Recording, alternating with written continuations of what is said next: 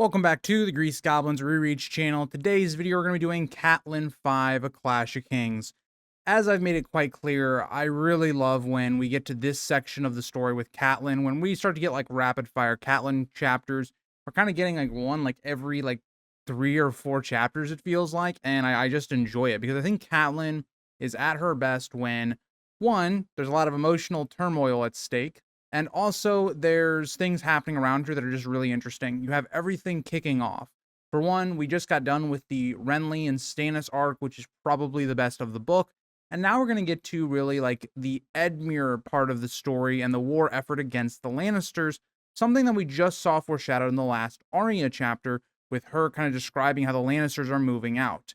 And that's going to play directly into Catelyn 5, A Clash of Kings. Getting into page 418, Catelyn and her party are 2 days from River Run. As a Frey scout spots Catelyn's party by a muddy stream, she's relieved to see House Frey's sigil, as they've been on the run pretty much the entire time, ever since what happened at Storm's End.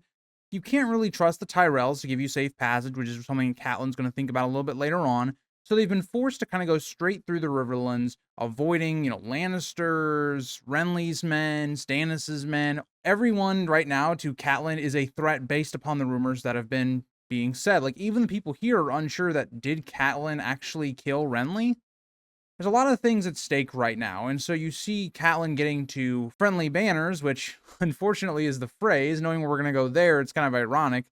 But yeah, so she's finally back within the Tully forces and all that. She asks to be taken to her uncle, but learns that the Blackfish has gone west with Robb Stark. Remember, Catelyn hasn't known anything that we've known, right? So a couple of chapters back, we get with Sansa what happened in the west, that Robb won a great victory over Stafford Lannister, and then the chapters after that have kind of been a reaction to that. But for Catelyn, she's very much been left in the dark about this stuff.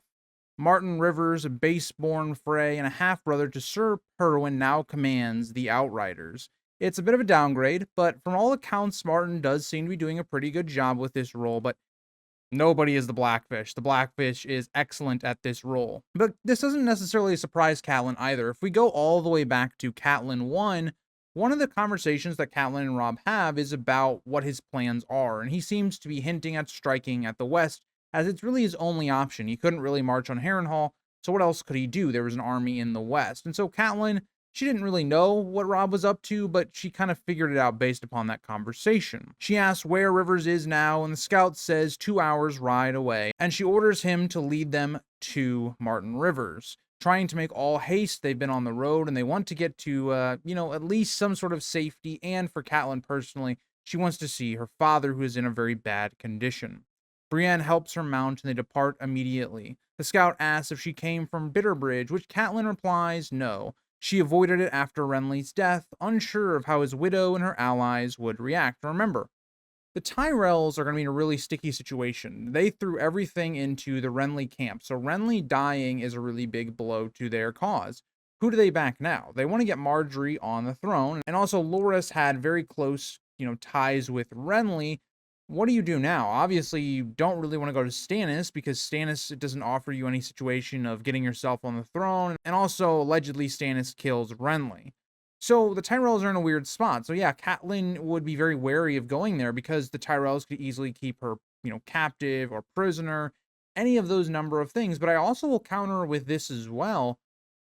If Catelyn had gone to Bitterbridge, maybe there's a scenario in which Catelyn could have gotten the Tyrells to go with the Starks. Maybe she could have convinced them before Littlefinger was able to do that and get the Lannister and Tyrell, or union. And this is something Catelyn's going to think about later on when Robb makes his mistake about sleeping with Jane Westerling and then marrying her.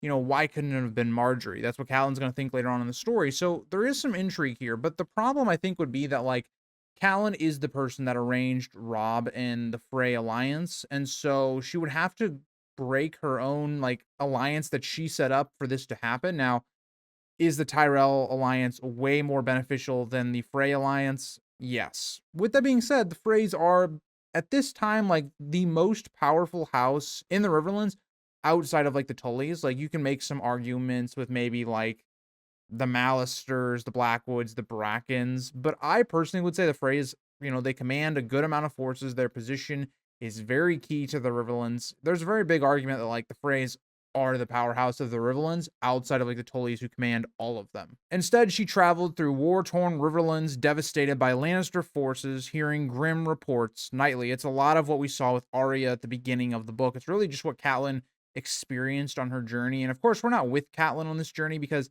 I think that that was a good decision. Like, yes, George could have maybe included a travel chapter of her going from Storm's End to where she is now. But I think given what we've already seen, like Arya has already gotten that point to the reader. Like you already know what the Riverlands is seeing right now, and we have so much of a focus on that. I think it's important that we skip some of those travel chapters. And this is something I want to bring up just because when we get to the later books, this is not going to be the case. George in the earlier books, he tended to skip a lot of the traveling, like not skipping in terms of like, oh, we're here and then we're there in the next chapter. And a lot of times we're going to stay away from these characters and then we come back to them later and they'll do their traveling off the page and maybe we'll like reflect on what Catelyn like saw, like what she does here. And that's something that just doesn't happen in the later books. You especially look at A Dance with Dragons where there's a lot of traveling going on, trying to get to Daenerys and all that kind of idea. There's not much of this. And so I do want to credit George. I think that his best writing was when he was very concise with the plot and was very concise in terms of movement. And this is a great example of that with Catelyn 5, A Clash of Kings. She confirms to the scout that Lord Renly is dead, to which he responds that they had hoped it was only a Lannister lie. Because again, Renly being alive is very beneficial for the Stark campaign. Because if Renly is alive, well, one, there's a possible alliance there, and that does seem like where it was headed before Renly died. And also, Renly posed a massive threat to the Lannisters as well. It's kind of like, Renly was an enemy of the Lannisters, and you are also an enemy of the Lannisters, and so you can kind of like team up, more or less. Or maybe not even team up, but you both pose massive threats to Tywin. It's the reason Tywin picks Harrenhal, because Harrenhal is a very strategic position to where you can strike south, you can strike north, you can strike west, east. It's the perfect position. Plus, it's just great for, you can have a lot of men there, it supports a lot of people. But here is the situation where now Renly is dead and Stannis now is the only person really that's a threat to Tywin. So more of that focus is going to be for Tywin. It's going to be, what is he prioritizing? Is he prioritizing, getting rid of Robb in the West, which it seems like he is, or is it, okay, let's go deal with Stannis? Now you can understand Tywin's rationale because, well, Stannis right now is sieging Storm's End. Who knows how long that's going to take? Now we do know that that doesn't last very long because of what Stannis does. But for Tywin, you don't know that information. And so Tywin makes the decision based upon the more pressing need, which is Robb raiding the West. As we get into page 419, Catelyn learns that her brother still holds Riverrun while Robb campaigns in the West. She prays he has both strength and wisdom. He is going to need it. He is in charge of guarding Robb's flank. Now, we're going to get into some very interesting things about battle strategy in this video, and I really would love to hear your guys' thoughts because in a lot of ways, Robb's instructions to Edmure leave a lot up to interpretation. Catelyn is told that Robb won a major victory at Oxcross as Sir Stafford Lannister is dead and his forces routed. It was a huge victory for Robb. Catelyn doesn't really seem to be happy about this. She kind of remains serious. She is really going, yes, it's nice that Robb won this battle and he's fine, but there's still a war to come. Robb could die in any number of these different battles, and that's her son. Of course, she's caring about his well-being more than, a random battle. Like, yes, this battle was a great turning point for Robb to take out this force in the West and now allow, really, the North to just start raiding the West, gaining supplies, inflicting some of the damage that the Lannisters did to the Tully land on them. And I'm going to talk about the moral issues there a little bit later, but again, I will say, I kind of agree with Catelyn, and this is kind of the sentiment that everyone has with this victory at Oxcross, is that the real war will be decided when Tywin and Robb face off, which they never actually will. So at this point, I do think I would be more with Catelyn. Like, yes, it's a good victory, but it doesn't really mean all that much. Martin Rivers, then the leader of the Outriders, greets her in the ruins of a holdfast surrounded by graves. He was ordered to escort her safely to Riverrun. Because you got to remember, Catelyn was going to where Renly and Stannis had been. You're going to be looking for her before this Lannister force is able to get to Riverrun. Catelyn fears something is wrong, but Rivers assures her that Lord Hoster is unchanged as Tywin Lannister has left Harrenhal and is marching west. So, at least for Catelyn, her father is still alive. Now, we're going to see later on his condition is dire and he is very close to being dead, but the war is now coming for the West. We've been waiting for this really the entire book. There's been this buildup of when is Tywin going to attack and where is he going to attack at, and it seems he's finally made his decision. She asks how soon Tywin will arrive, and Rivers guesses 3 to 4 days. As Catelyn decides there's no time to delay, they need to get back to Riverrun. Now, you might be wondering, why is it taking them so long to get from Harrenhal to Riverrun? It's not all that far. You do have to remember this is an army moving, right? You want your army to all be together by the time you reach Riverrun. So that really is going to slow you down because you're thinking about how much you have supplies with you. It's not just like mounted men, it's also foot. So again, you're in a situation where if it wasn't an army, they'd be here a lot quicker. And maybe if you were like Rob right now, where you just have mounted, it allows you to be able to maneuver more. Here, it's just not that same idea. Rivers and his men join her group, now nearly 50 riders strong, bearing the banners of Stark, Tully, and Frey.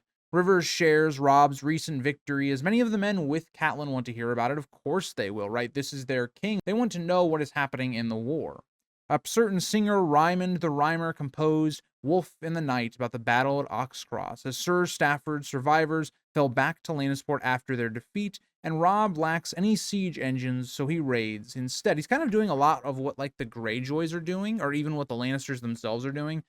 You don't have siege engines and all that stuff because it's going to slow you down, right? Robb has all of his mounted in the west right now, and so they're taking out targets where they can just not have to siege something. Karr Stark and Glover strike along the coast, Lady Mormont drives thousands of captured cattle to Riverrun, and the Great John captured gold mines at Castamere, Nuns Deep, and the Pendrick Hills, as Sir Wendell jokes that nothing draws a Lannister faster than a threat to his gold. Now, I will say this. We've seen the war from Arya's point of view, which is the Lannister men and doing all these atrocities. And of course, I don't believe that Robb and his faction are doing the same atrocities that the Lannisters are doing, but are the Stark forces not going to people's homes and taking their supplies and leaving them basically to die? Yeah, that is what it seems like. And this is where you get into that moral grayness of war and why war is almost always bad. Even though Robb is the heroic side, now there's people that will argue he's not the heroic side, but he is, for the most part, our good character, our hero, our character going to avenge Ned and the leader of the Stark faction. And here they are raiding the West. You get why they're doing it, right? Because that's just war. But it's to show, I think what George is showing us is that it's not just the Lannister side of things. This is what war is doing to the entire country. It's one of the reasons I really believe we should have gotten a Robb Stark POV, because we could have seen it from the other side. Like, we could have seen Robb's perspective and him, like, rationalizing, raiding and maybe seeing things that he doesn't think are good. Kind of like Daenerys in book 1, when Daenerys sees the Dothraki doing what they are after Drogo says that they're going to go to Westeros. Same idea. I think it would play really well into that. I'm just kind of, to me personally, just really wish we would have gotten a Robb Stark POV, and I think this is the perfect time for one. But that'll get us into page 420. Sir Perwyn Frey asks how Robb took the tooth, the strong hill fort, and Martin Rivers explains he never took it. He bypassed it at night using a goat path Greywind supposedly sniffed out. And this is a really suspicious moment, right? And we've seen this kind of littered throughout the first 2 books, and we will, as we get through the rest of the series as well, is that the direwolves are very intelligent. Like, they know things that men who maybe have even made maps of these areas do not know. And so you look at this and you go, I wonder, was there more manipulation being done by Bloodraven to help Robb? What was going on here? Was the Three-Eyed Crow involved in this? I believe personally the Three-Eyed Crow slash Bloodraven sent the direwolves to the Starks. It is interesting. Like Robb's victory comes purely off of Greywind. I do find that very interesting. But we already see the whispers of Robb's successes, but also him being almost inhumane, as some whisper that Robb fed Stafford Lannister's heart to Greywind after the battle. And think about this. This is coming from the faction that still is fully backing Robb. Even though the Freys are going to commit the Red Wedding, all of that stuff, the Freys are pretty loyal right now because of the situation. Robb is going to marry a Frey girl. They're going to be tied together as basically family. And Think about the way the Freys are already kind of talking about Robb, like these savage things. It's going to be the same stuff that's used later on, and you can't necessarily just blame the Freys. This is stuff that's being repeated in King's Landing with people like Lancel, for instance. A lot of people are going to try to come up with some explanation as to how Robb is getting these victories outside of it just being incompetence. It makes for a better story, a better tale. Catelyn rejects that as savage nonsense, insisting her son is no brute, as Rivers claims the direwolves are gifts from the old gods, reinforcing rumors of Robb's mythic connection to them. Yeah, it does seem very clear that Robb has a very strong connection with his direwolf, at least at this point of the story. We'll see how that maybe starts to fade away as we get into book 3. But another thing that's very interesting is you think about all the Freys, because there's a lot of Freys around Robb, and there's a lot of Freys even in the Riverlands right now. This is why, for instance, they take a lot of precautions with Grey Wind, because they know how smart the animal is, and how they don't want, for instance, Grey Wind to be in the wedding or what all this stuff, have Grey Wind off to its side so it can't bail out Robb. It's people like Rivers that are going to be able to tell that information. Catelyn recalls when her children found the 6 direwolf pups, 5 her true-born children, and 1 albino for Jon Snow. And she does kind of look at this and go, it has to be some sort of connection, right? There was no excess of direwolves, any of that nature. And she also thinks bitterly about how Jon, and how it even means that Jon is maybe equal to her own children, something that Catelyn very much fights off. But that evening, Brienne quietly asked Catelyn's permission to leave and return to Storm's End alone. Brienne had traveled dutifully and silently with the group, always helpful, but emotionally distant. Brienne isn't somebody that mingles well with parties like this, and there's a lot of reasons why. Men do not view women as being able to fight and to have armor and all this stuff, and Brienne knows that. Brienne doesn't feel like she can make connections with any of these people. She has, her own issues that she's working through. She's upset about Renly's death. Brienne is in a really tough spot, and it's stuff that she's been dealing with her entire life. And we're really going to get into some of the stuff that I really made a video on last week on my main channel, talking about Brienne and her as a character in terms of vengeance that she has for Stannis and how it eats away at her. A lot of that is really present here. And Catelyn and her advice to Brienne is really interesting, because I actually think it's some of the advice that Brienne is going to parrot to Arya later on in the series, in terms of like being completely driven by revenge and things of that nature, to the point that you're willing to die just to try and get to Stannis. Catelyn notes how Brienne was similarly apart even among Renly's closest companions. It isn't just the Northmen, it's just men and armies altogether. When asked, Brienne calmly affirms she intends to go alone and to kill Stannis. She grips the sword that once belonged to Renly, reminding Catelyn she swore 3 vows which Catelyn had witnessed. And again, we're getting to this point where Brienne is totally just wanting to get revenge on Stannis, because Stannis killed the one that she loved and cared about in Renly. As we get into page 421, Catelyn acknowledges Brienne's vows to Renly, but noting she kept his rainbow cloak even after shedding her blood-stained clothes. Brienne was too large for most clothes and had dressed in mismatched pieces from Sir Wendell's supplies. It also tells you just how big Sir Wendell is, because Brienne is not like this little person. Like, she is a really big in stature. She's got a lot of muscle. She is very much a fighter. And Sir Wendell is not necessarily that. He's more got a lot of fat on him because he's a Manderly, of course. But it does make for an interesting sight, because Brienne does not look natural at all. Already she's not natural because she's a woman. But then you have mismatched like armor and stuff. It makes you think about like Tyrion later on in A Dance with Dragons with the Second Sons. But I do find that to be really interesting. And Brienne, she's not afraid of Stannis, right? She's not afraid of these guards, fighting her, any of those things. But she regrets fleeing. She feels ashamed. She should have stayed with her king and all of those things. But Catelyn tries to console her, saying Renly's death was not her fault, and dying for vengeance serves no one. It's what Catelyn talks about a lot about, and what I really enjoy about Catelyn, when she's trying to help others, she's very good at it. Catelyn is talking to Brienne about, you're going to ruin your life. You're going to get yourself killed. Remember, she has family, her father, who seems like a fantastic father, by the way, people that would grieve over her death, and she's willing to throw it all away just to maybe get vengeance on Stannis, the killer of Renly. Catelyn's very intelligent here. She's very smart. It's all of these things that I think makes Catelyn very interesting, because she has her great smart moments and not so smart moments. And I really enjoy this chapter, as you guys can kind of tell as the way I'm going through it. And we're taking a very long time for each one of these pages. Brienne angrily rejects the comfort, claiming no one understands her grief. And I think a lot of us can understand this, especially when you're dealing with things at such a young age. Brienne is a very young woman, and Catelyn sharply disagrees. Catelyn is going through the same type of things that Brienne is, but maybe differently. Catelyn has her own grief, but she isn't a warrior or any of those things. But Brienne, at the same time, is going to be able to relate to that, as Catelyn expresses her own pain over Ned's death, and she even confesses dreams of strangling Cersei.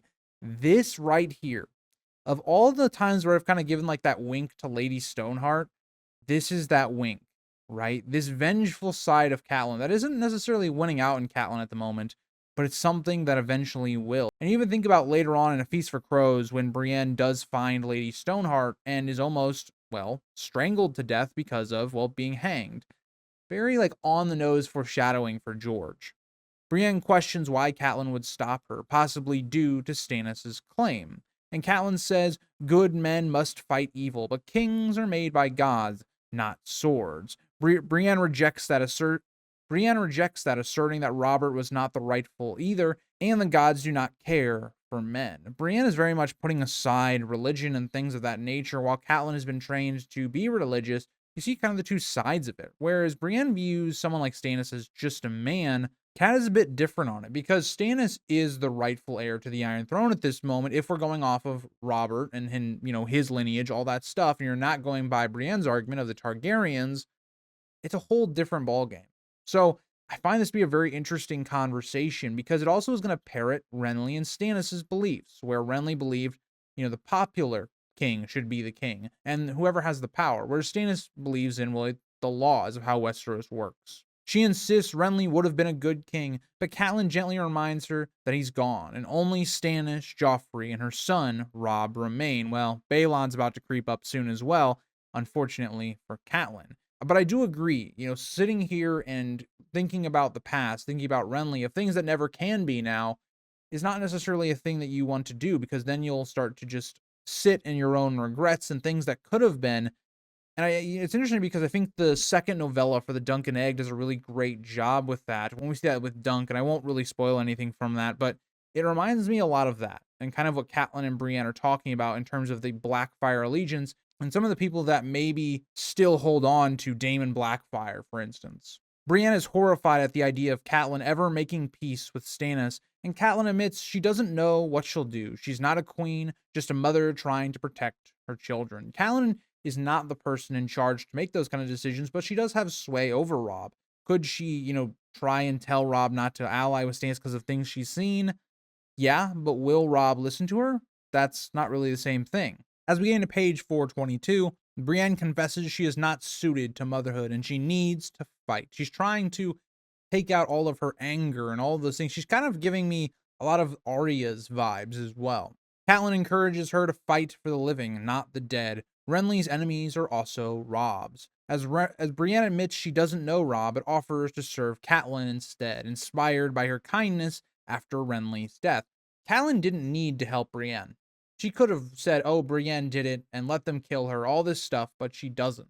You're seeing a lot of why Brienne is willing to go with Catelyn, because Catelyn is having this strength and wisdom as a character, and it's somebody that Brienne is kind of could view Catelyn as like a mother figure, for instance. So I really love this interaction between Brienne and Catelyn, because it explores so many things that I think we're going to see in the future. If we get the Winds of Winter, I think we're going to explore things like this conversation a lot more in that book, especially with the Riverland plot.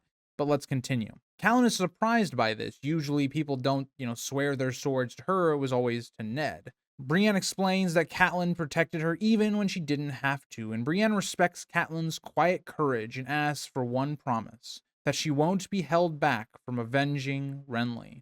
Catelyn agrees, remembering Stannis' veiled threat against Robb, and promises not to stop her. Brienne kneels, swearing fealty by the old and new gods, pledging her sword and life to Catelyn. Again, Brienne is still holding on to some of her vengeance, but she's allowing that to not be at the front of her mind now. It's something that she hopes to accomplish at some point, but it's not driving her completely. And you see how this conversation quickly changes how Brienne is viewing things at this moment. Catelyn formally accepts, offering her protection, food, and respect in return. She smiles, thinking of Ned taking oaths in Winterfell. It's that feeling that Catelyn has never experienced. The next day, they cross the Red Fork near Riverrun, guided by Mallister men. The river is fortified with submerged iron spikes and caltrops on the orders of Edmure Tully to deter enemies. At this point, Catelyn realizes that Edmure means to give battle to Tywin.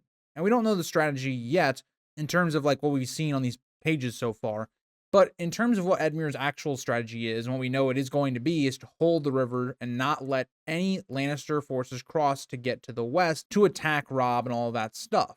Which, if you're looking at what Robb told Edmure, which was to guard my flank and to hold Riverrun, this is the easiest way to do it, right? You have all of the advantage. Crossing a river when you have defenses already is a very difficult thing to do, which is something Tywin Lannister is going to find out.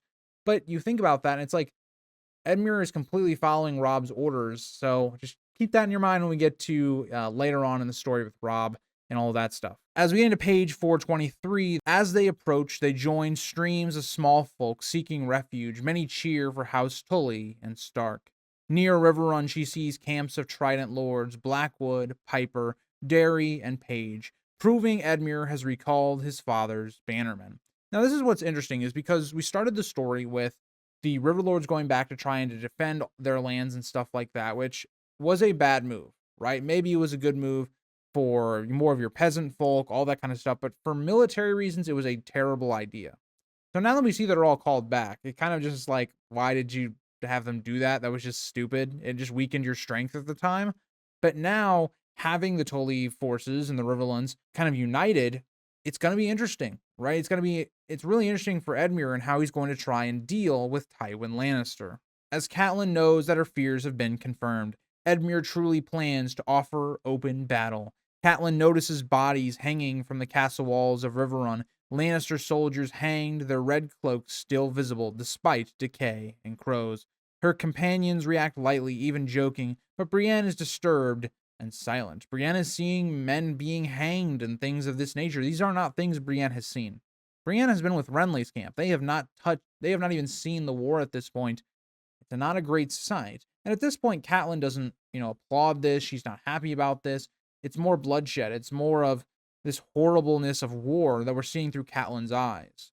But more importantly, Catelyn thinks of Jaime Lannister as her heart is racing. If they did kill him, then her daughters may be doomed as well, and she urges her horse forward to see what happened.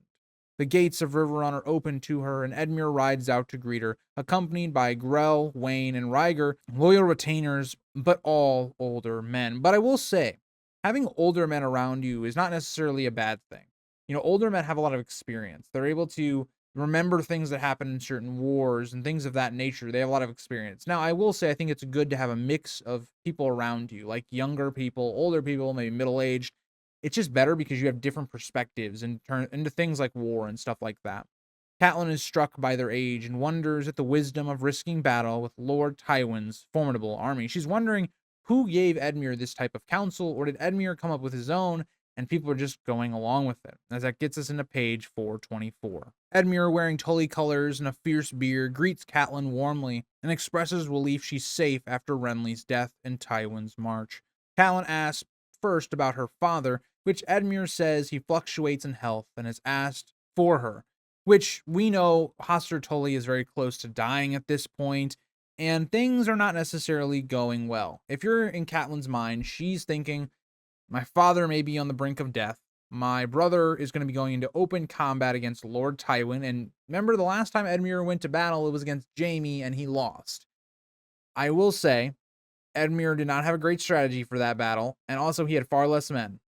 But I will say with this one, this does seem like Edmure learned quite a lot, and has actually learned from his loss. So I will say Edmure kind of had like a Jaime moment. Like when we see Jaime later on in the story, and he's leading men, it kind of has that effect, right? Jaime loses his battle to Robb, and that kind of changes things. Like he never wants to be surprised anymore. Like he has a lot more focus on outriders and things of that nature. So I do think Edmure did get much more mature after book 1. She promises to visit him and ask for news from Storm's End or Bitterbridge. She has heard nothing while traveling. She wants to know what actually happened in the wake of her leaving Renly's camp. Edmure reports no word from Bitterbridge, but Sir Courtney Penrose at Storm's End has sent ravens pleading for help. Stannis has Storm's End surrounded and offers safe passage if the garrison yields and delivers Robert's bastard, Edric Storm. Sir Courtney refuses, risking all for the boy. As Catelyn notes, he does so despite Edric not being his kin. Now, what I think is interesting, right? So we get two things here. There's no word from Bitterbridge from the Tyrell faction. The Tyrells are still a wild card. We do not know what they're going to do in terms of Catelyn and Edmure. But the other part of that is that Stannis, for some reason, instead of now taking all the forces he's gotten from Renly's camp, he's not marching directly on King's Landing. He's trying to stay and get Storm's End.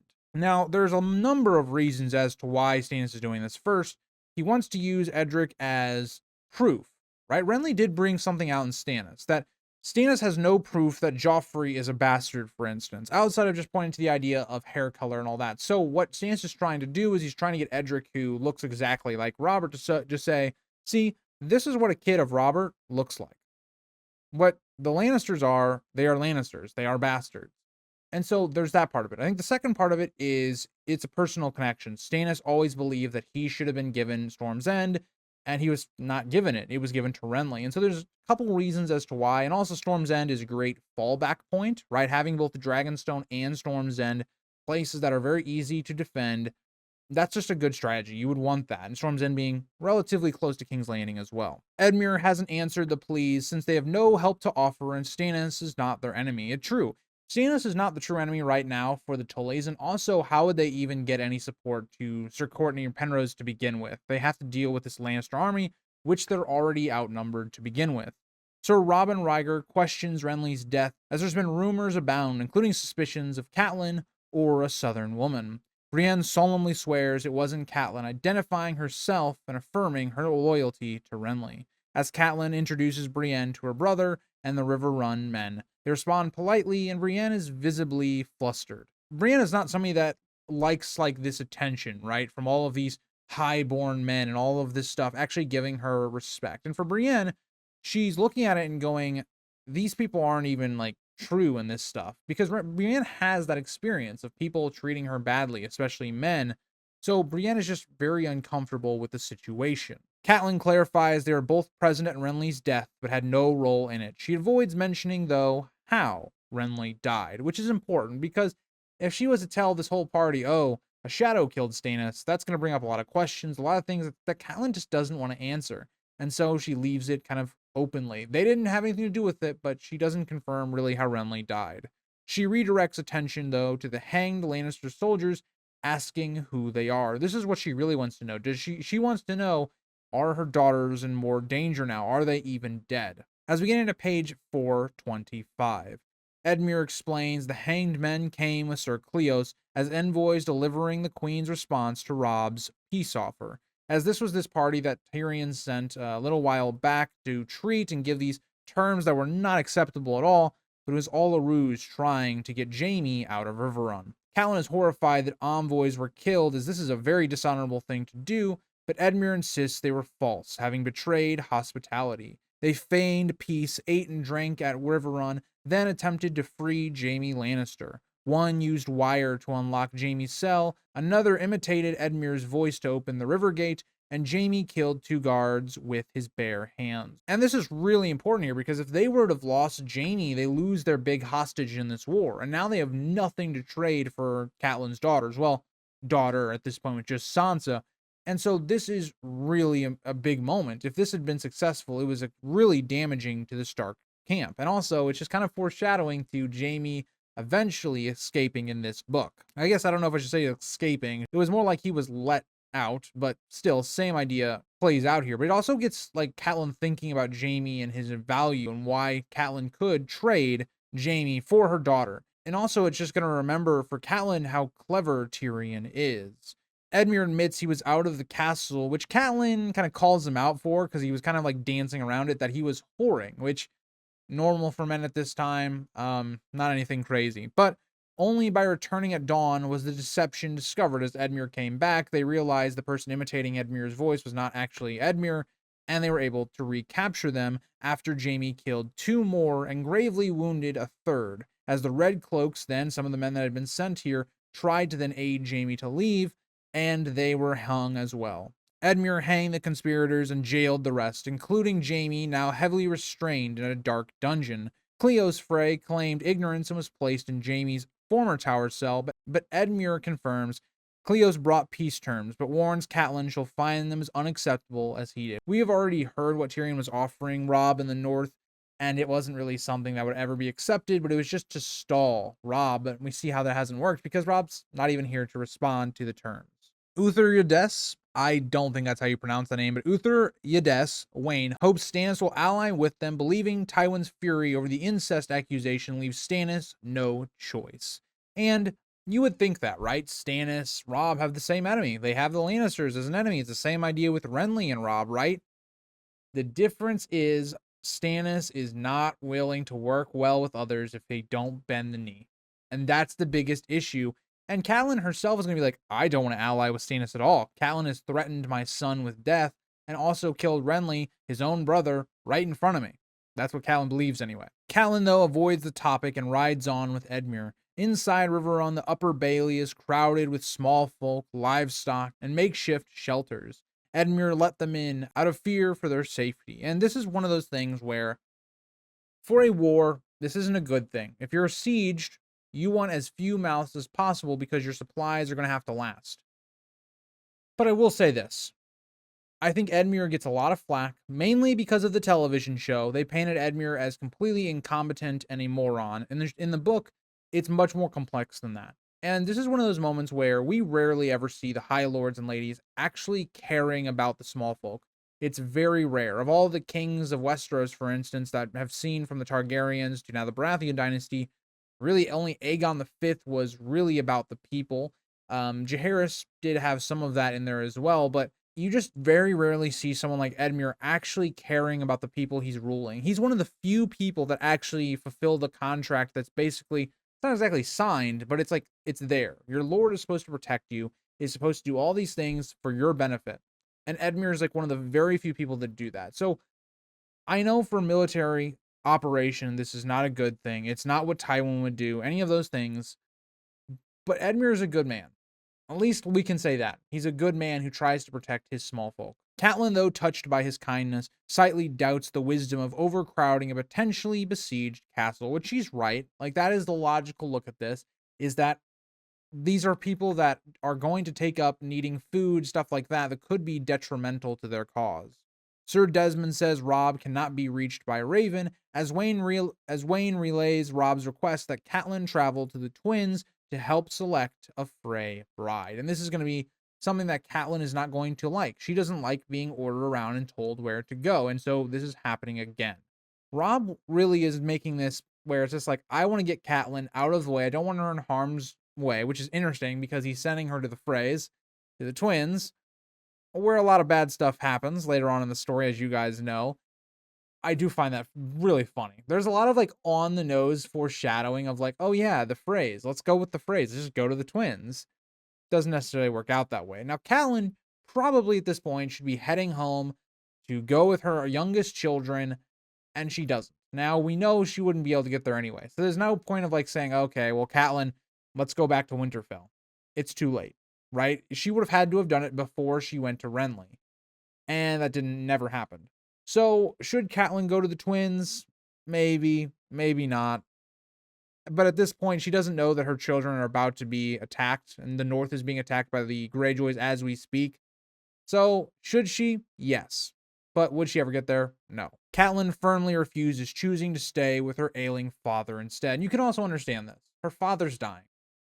So, I know a lot of people give Catelyn a lot of crap for her decision making, especially at this point of the story. But I do think, like, her father's dying. Cut her a little slack.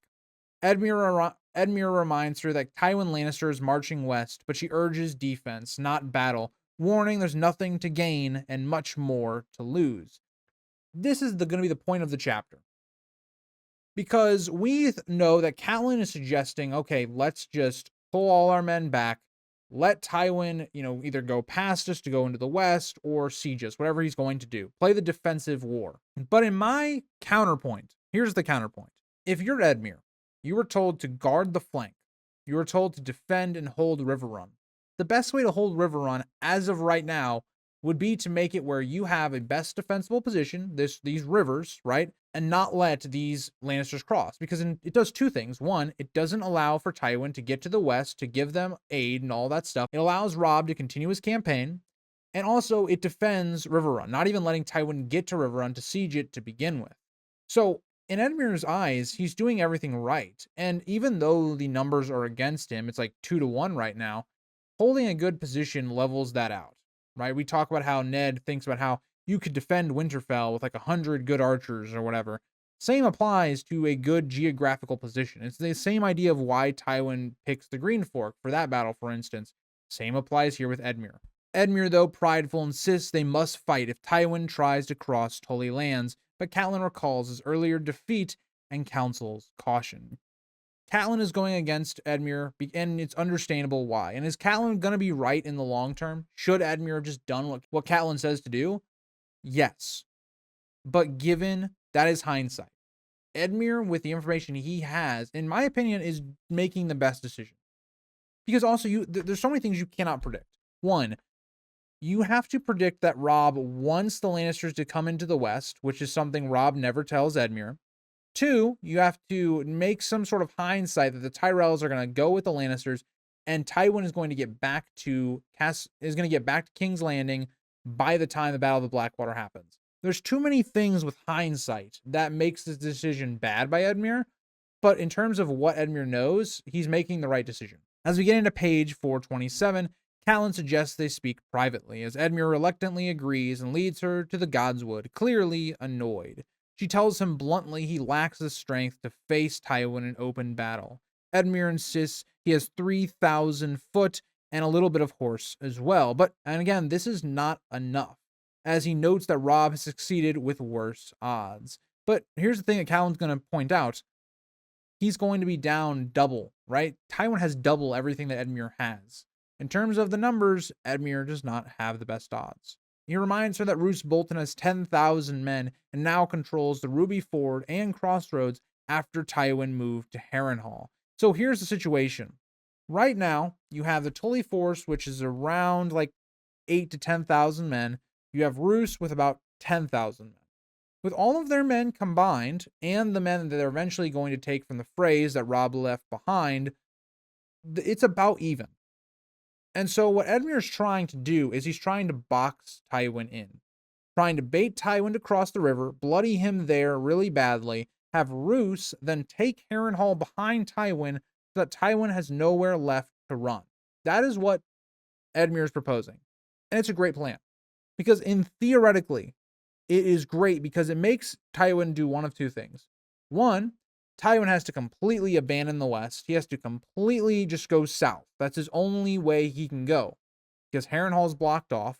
The crossroads, all that stuff is blocked off. He can't cross to the west because of Edmure. It's a great plan. It really is a great plan. It's just not going to go perfectly because you have people like Roose Bolton in charge of that army. This is a daring assault. This is a daring move. And unfortunately, you have Roose Bolton, who's the opposite of that and has his own motivations. If this was somebody like the Great John, for instance, this might be a lot different. Edmure had sent word for Helman Tallheart to join Bolton with the garrison Robb left at the Twins. Now, this is a bad move. This is one of those moves that I disagree with Edmure, and I understand his rationale, but those men are left to hold the Twins because the Freys are not loyal. They did not go to help Edmure in the first battle for the Riverlands, where Edmure lost and was captured. The Freys stayed out of it. Even crossing for Robb to help Edmure, they had to make terms so that the Freys would back them. The Freys are not just blindly loyal. You need men to enforce it. And that's exactly what Catelyn warns her about. But Edmure takes a different approach. It's something that I do agree with Edmure on. Why shouldn't they defend the Freys? Why shouldn't they be trusting of the Freys? They've fought bravely and sacrificed much. Sir Stevron Frey has just died. You think about the Freys. they've given a lot to Robb's cause. And that's one of the reasons why I think, when you look at the phrase betraying Robb, you can see it. The Freys are not exactly loyal to Robb, but once they are, they were bloodied. They did lose a lot during the War of the Five Kings in terms of when they were on Robb's side. So I look at that and I go, I agree. Robb is betrothed to marry a Frey. You're going to be family with the Freys at some point. Roose Bolton has married a Frey. The North and the Freys very much are now like interlinked. It's only, again, Edmure cannot predict that Robb is going to screw it up, marrying Jane Westerling. And Edmure continues noting that 2 Frey boys are also wards at Winterfell, and Catelyn reminds him those wards can very quickly become hostages. Edmure views that as leverage and to ensure Frey loyalty, and says he ordered Sir Helman to retake Harrenhal, though Catelyn notes it will be a bloody task. Trying to siege and take Harrenhal will take a lot of men, but it might actually be worth it. And we actually know, like, taking Harrenhal is going to be a very bloodless business in terms of the northern forces, but that's something for a little bit later on. As we get into page 428, Edmure believes that if Harrenhal is taken, Tywin will have no retreat and be caught between Riverrun and Harrenhal, as Edmure plans to block Tywin's crossing at the Red Fork, forcing him into a trap which Robb can exploit when he returns. If everything goes perfectly, given all the knowledge we know, this is a very good plan. The problem is, numerous things are going to go wrong that are completely out of Edmure's control. These are things that Edmure cannot control, and it's going to go wrong for them. But in theory, it's a great idea. In theory, you have 2 armies from 2 different sides attacking Tywin, plus Robb with all of the mounted that he now has in the west. It's a great plan, and you'd even have about the same, if not more, men on Robb's side of things. So I think it's a good plan by Edmure. It's not going to go well. He is confident in his strategy, supported by Lord Tytos Blackwood and Jonas Bracken, noting even they agree for once. This is the thing. Even the men around Edmure are saying this is a good plan. The River Lords agree with Edmure, and they really don't agree on much at all. So I agree. I think Edmure is making the right decisions, just it's not going to go well. Catelyn, though weary, doubts her brother's inexperience. He's only fought 1 battle and lost it. She wishes that the Blackfish were present, and if the Blackfish was present, maybe he'd be able to tell more of Robb's plans, but Robb unfortunately leaves Edmure in the dark. And Edmure does this without consulting Lord Hoster, and that is because, well, Lord Hoster isn't in a fit mind to make decisions anymore, as he's too sick, confused, and delusional. Catelyn then visits her father, who is weak, fevered, and mistaking her for Lysa. Lord Hoster mumbles regrets and references of marrying her to Jon Arryn, revealing lingering guilt and confusion. Lord Hoster is saying a lot of things like, Jon Arryn might be older, but he's going to treat you well, he's going to be kind, and not to bring up this other man that seemed to dishonor Lysa. And we know what Lord Hoster's talking about. We know that Hoster's talking about how Littlefinger actually gets Lysa pregnant, and how he actually had to then abort that child. And I'm going to make a video on this because when I was reading this, I read these chapters like 2 or 3 times between notes and then rereads for the actual video. I really want to make a video on this because I really do believe that a lot of the things that went wrong in Lysa's life are because of Hoster. I think that this abortion thing that was being done probably did not help her being able to birth children in the future. She really struggles to have children, and even Robin, who she does have, he has a lot of health concerns as well. I believe that this screwed up her reproductive system, and that's why she wasn't able to have children, and that makes her go really loopy and all this other stuff. And then you married her to an older man, which she is not attracted to at all. Yes, he might be a nice dude, but he's just a young woman does not want to marry an older man. Usually, there is times when that happens, but I really look at this and I go, Lysa is a character that we all hate, really, but also she was not set up on a path to do well in her life. I will say that. He continues to clutch her, speaking of duty and forgiveness, before succumbing to pain and asking for his medicine, as we get into page 429. And, you feel bad for Catelyn because you're seeing the worst parts of dementia, things of that nature I've talked about on this channel, especially with the early Catelyn chapters and even the later ones in a Game of Thrones. I had my grandmother, who I was close to. I really only had 2 grandparents growing up. I didn't have a grandmother or a grandfather on my dad's side. They were either already passed or just not in the picture. And, watching somebody go through dementia is a very difficult thing because they eventually just stop being someone that you know. They can't remember what's going on. They can't remember whose house, they're in. They can't remember their children. So I do feel a lot really bad for Catelyn in this situation. It's hard to watch somebody like your father, who was very strong in your life, succumb to this. Maester Vyman gives Lord Hoster milk of the poppy, and it soothes him into sleep, though the sight of his frailty pains Catelyn deeply. She steps out to the terrace, reflecting on her father's life and his nearing death, calling the rivers his and sensing that his last voyage is soon upon him. Catelyn knows that eventually her father is going to die within the next few days, weeks, whatever. She doesn't have much time left with her father, as Vyman suggests summoning Sir Brynden and possibly Lysa. But Catelyn agrees about Brynden because, yes, if they can find the Blackfish is going to want to be here when, his brother passes. But Lysa, she won't come. Catelyn knows that, and Catelyn is willing to maybe write a letter, but she has no real hope about Lysa coming to see her father before he dies. Catelyn muses on Lysa's mysterious youthful lover, whom their father had disapproved of, perhaps harshly. She thinks maybe it was a squire, maybe a singer, a stable boy, whatever. Someone had Lysa's heart that Hoster very much disapproved of, which we know to be Littlefinger. She prepares to rest in the tower she once shared with Lysa, but finds Utherdis Wayne, again, tough name for me, don't know how to pronounce it, and two silent sisters waiting. This instantly brings news that Catelyn knows. She knows this must be Ned Stark's remains, as they've arrived from King's Landing, brought by Sir Cleos Frey. Though told only bones remain, Catelyn insists on seeing him. Her grief and need for closure outweighs the horror. And remember, this is coming directly after knowing and realizing her father's going to die very soon. Now she's given the bones to her husband. The two men closest to Catelyn both are either on the brink of dying or now they're reduced to just bones. As we get into page 430, one of the Silent Sisters turns down the banner covering Ned's remains, and Catelyn thinks to herself that these are only bones, not the man that she once loved. His skeletal hands are clasped around a longsword, but they don't feel like his strong, living hands. They're bone. Catelyn was thinking that maybe she would get to see her husband one last time, but this isn't really her husband anymore. It's just bones, which we're all reduced to in the end.